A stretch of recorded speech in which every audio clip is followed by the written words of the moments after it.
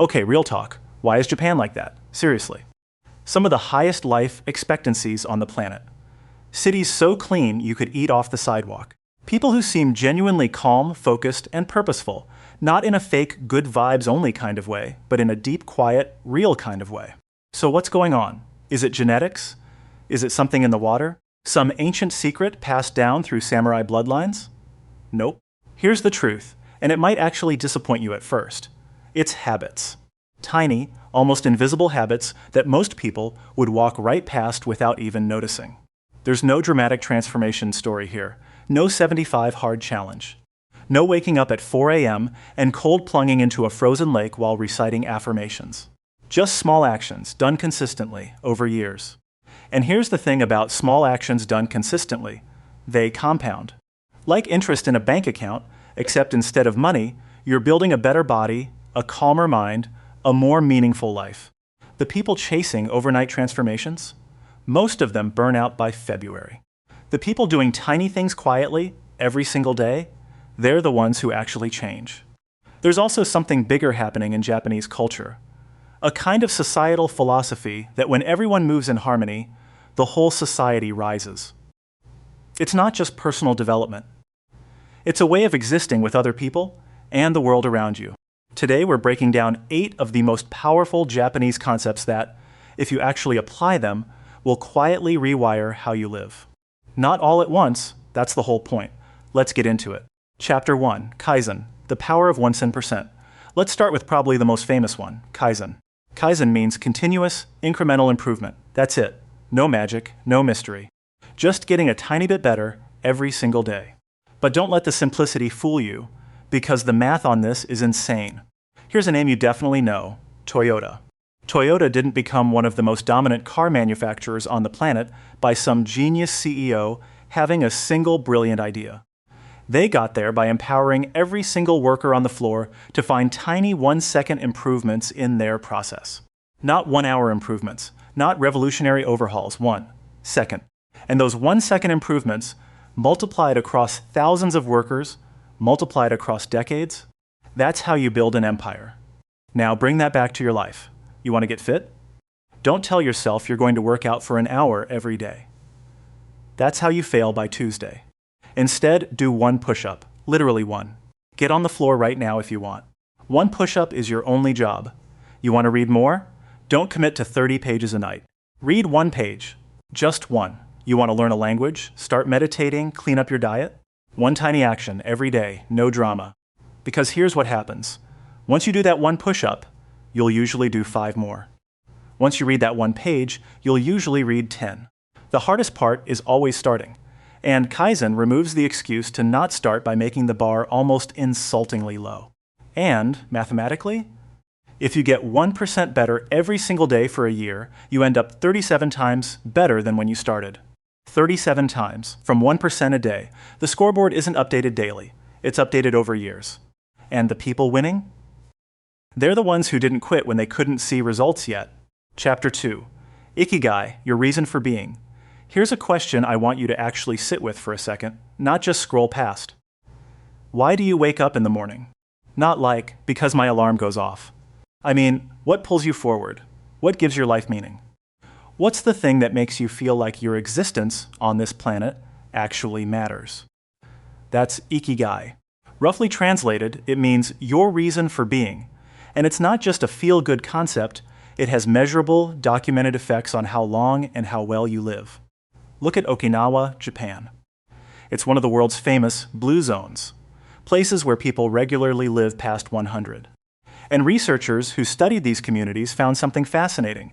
It wasn't just diet or exercise driving those long lives. It was a profound, deeply felt sense of purpose. These people knew exactly why they were here. So, how do you find yours? Ikigai is built on 4 intersecting questions, and I want you to actually grab a pen or open your notes app right now. 1. What do you love? What activities make you lose track of time? 2. What are you good at? What do people consistently come to you for? 3. What does the world need? What problems do you see that need solving? 4. What can you be paid for? What skills or services have real-world value? Your Ikigai lives somewhere in the middle of all 4 of those answers. It's not just passion. Passion alone doesn't pay rent. It's not just skill. Being good at something you hate is a prison. It's the intersection. Most people drift through life on autopilot, reacting, consuming, scrolling, without ever asking these questions. Don't be that person. Your purpose isn't going to announce itself. You have to go looking for it. Chapter 3. Hara Hachibu, the 80% rule. Alright, this next one is simple, ancient, and genuinely game-changing for your health. Before meals in Okinawa, people recite a Confucian-rooted phrase, Hara Hachibu.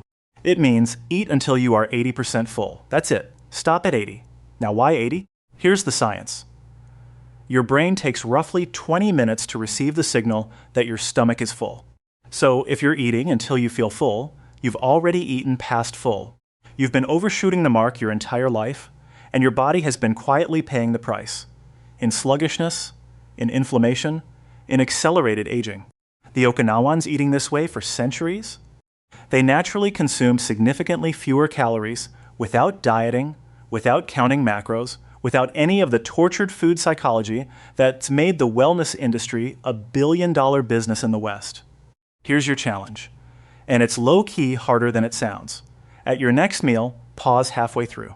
Put down your fork. Check in with your body. Ask yourself honestly, am I still hungry, or am I just eating because there's food in front of me? Am I running on autopilot? You don't have to be perfect at this. You just have to start noticing. That awareness alone will change your relationship with food more than any diet ever could. Slow down, eat less, live longer. That's the whole chapter. Chapter 4. Shinrin Yoku, Forest Bathing. Okay, let me be clear about what this is not. It's not a hike. It's not a workout. It's not a productivity walk where you listen to a podcast and check emails. Shinrin Yoku, forest bathing, is simply being present in nature.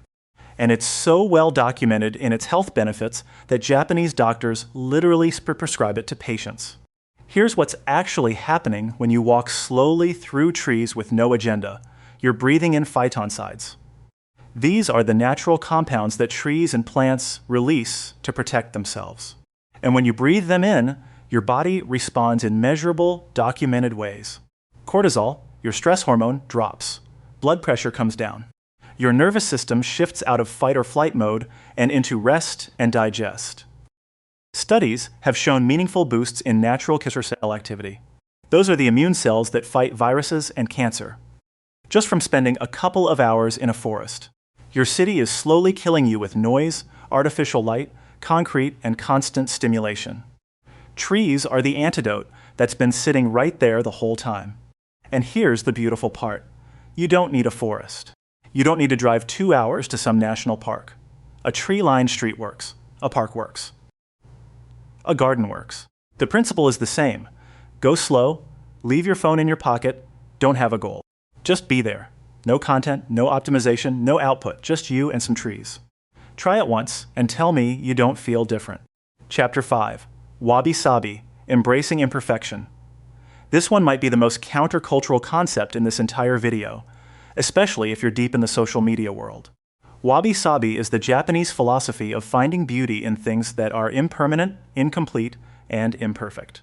Cracked pottery, a weathered wooden table, leaves falling, a face with wrinkles and laugh lines. Compare that to what you're surrounded by every single day. Filtered photos, perfect homes, spotless aesthetics, curated highlight reels. The relentless, exhausting message that everything, your body, your house, your relationship, your career, should look flawless. And what does the pursuit of flawless do to you? It makes you feel like you're constantly falling short. Because you are, everyone is, because flawless doesn't exist. Wabi-sabi flips the whole script. That cracked teacup isn't ruined, the crack is its history. That wrinkle on your face isn't a flaw, it's proof that you've lived. That messy, unfinished chapter of your life isn't failure, it's real. Here's the mindset shift. Stop waiting for things to be perfect before you appreciate them. Your life right now, with all its cracks and rough edges and unfinished business, is worthy of your attention and gratitude. The chasing of perfection isn't ambition. It's anxiety dressed up as ambition. Wabi-sabi is the permission slip to put that weight down. Chapter 6. Gaiman. Endurance with dignity. Let's talk about something that's becoming genuinely rare. The ability to handle difficulty without falling apart. Gaman is a Japanese concept that translates roughly to tolerating hardship with patience, dignity, and self-control. It's the quiet strength to endure, to keep going without broadcasting your suffering to everyone around you. And before you say it, no, this is not toxic positivity. Gaman isn't about pretending you're fine when you're not. It's not suppressing your emotions or slapping a smile on real pain. It's something different. It's the refusal to let your pain or your circumstances become your identity. It's the choice to not let hardship make you smaller. Here's the honest observation. We live in a culture that rewards victimhood. There's social currency in public suffering. And there's nothing wrong with being vulnerable. But there's a difference between processing pain and performing it, between seeking support and seeking an audience. Gaman is about building the kind of inner strength that doesn't need applause. The kind that holds you together at 3 a.m. when no one's watching. The kind that doesn't require a comment section to validate your resilience. You don't need an audience to be strong. Actually, the strongest people rarely have one. Chapter 7. Omoyari. Compassionate consideration. Here's a weird paradox that will actually make your own life better. Stop thinking about yourself so much. Omoyari is the Japanese concept of anticipating the needs of others and acting with unprompted, quiet kindness. Not because someone asked. Not because you'll get credit. Just because you noticed that someone else's experience could be better, and you had the power to improve it. You see this woven into Japanese daily life in small, beautiful ways. People speaking in low voices on trains because they're aware that others are sharing the space. People cleaning up public areas that aren't their responsibility because they feel a sense of ownership over the community. Holding doors, stepping aside, being present to the people around you. This isn't just etiquette. Research consistently shows that shifting your focus outward, making life a little easier for someone else, actually reduces your own stress and increases your sense of meaning and happiness. Helping others activates reward pathways in the brain. It literally feels good. Here's the practical challenge. Today, do one thing for someone else that they didn't ask for and won't necessarily know you did. Hold the elevator. Let someone merge in traffic without making them beg for it. Send a message to someone you've been thinking about. Small, quiet, unprompted. That's omoyari.